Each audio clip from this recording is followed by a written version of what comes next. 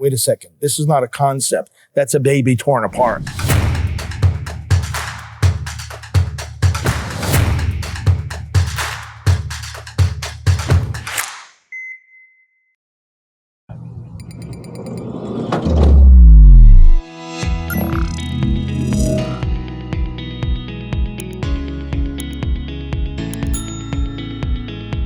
Today we're so excited to be in Titusville, Florida and join Priests for Life in their journey to continue to help end abortion here in the United States. There was so much amazing things to see in their brand new headquarters. For so many years they were in New York City and they've since moved down to Florida to continue to work down there. Also, it's a little bit warmer, and so they enjoy that as well. They gave us a great tour. They're doing work through podcasting and videos and literature and even books. We wanted to know about the founding and how things got moving with Priests for Life and the work that they do here in the United States and beyond. We got to chat with the leadership there and got to learn about the decades worth of work that they are doing there to continue to save lives.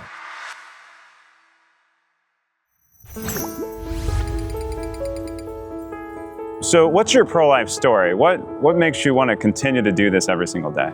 You know, I've been involved in the movement since I was in high school, and it has been an alarm going off in my conscience is the best way I can describe it. An alarm that you can't ignore, an alarm that says this is the most basic and the most urgent issue, not only of our time, but it's hard to imagine how there can be a more basic issue at any time if you're talking about the most basic right that we have. Because without life, you don't have anything else. And abortion, it's not just creating conditions that threaten life. I mean, every issue is a pro-life issue in as much as it affects human life. Otherwise, why is it an issue at all?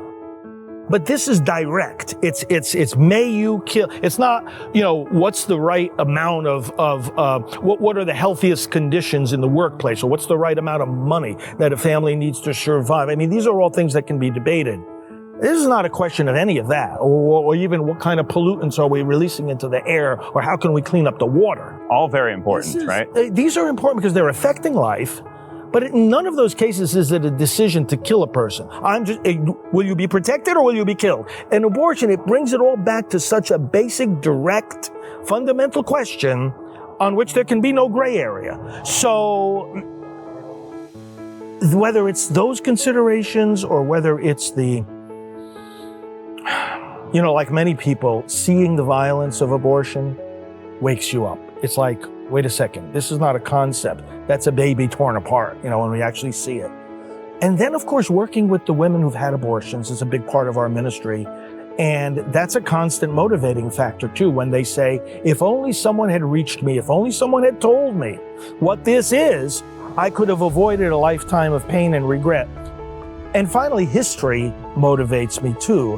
When you see the great moments in history where there was such a big societal evil that was so violent but so covered up, and courageous people stood up and exposed it, and it makes you realize, you're not alone and you're not crazy. When you think to yourself, is this as big of an evil as it seems to be? And if so, why isn't anybody else making noise about it, or relatively few people? But it's like, yeah, that's the historical pattern for these things. Yeah. So all of these things, and of course, our relationship with God, and I think just about everyone in our movement can say this too, that we serve the God of life, the God of truth, the God of justice, and there can be no service of God without serving life. We know that impels us, as well as the joy of being able to save lives. Few greater joys can be imagined than when you know that your efforts have saved someone's life. Being involved with Priests for Life and everything else that's happened here, but I'm sure there's a story behind that. So what's your pro-life story? When Roe v. Wade happened in 1973, I was a junior in college, and I was watching the guys in my school being drafted. So for me, the Vietnam War was very real. I didn't even know about Roe v. Wade. I didn't know about abortion. It just wasn't on my radar screen until, my father Pavone. Of course. And then before long, he got me involved in the pro-life committee there in the parish. And so Father started pulling together this little committee of pro-lifers. That's what we became, but educated us. And we just got very involved.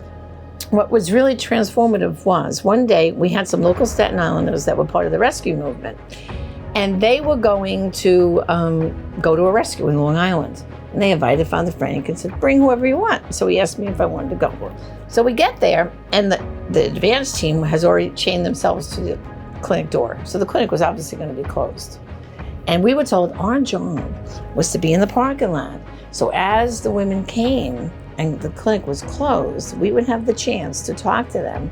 And then there was another group of people nearby who would then help us bring them to the nearest pregnancy center for free tests and all that. So it was all this whole stuff.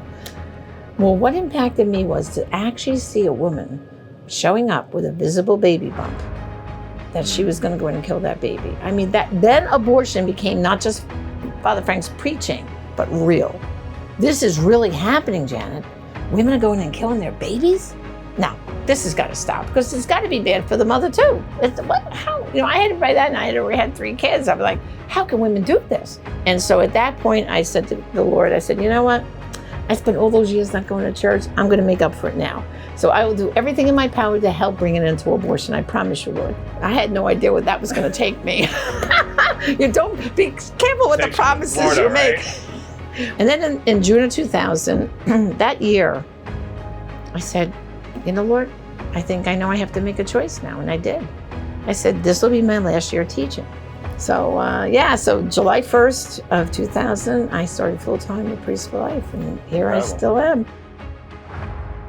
We're thankful for the work of Priests for Life and all the organizations in Florida who are making things happen to end abortion throughout an entire country. Make sure to continue to share this with all of your friends and continue to pray for the efforts of all the pro-life people we've had a chance to talk to, and continue to pray for our family as we continue this pro-life tour.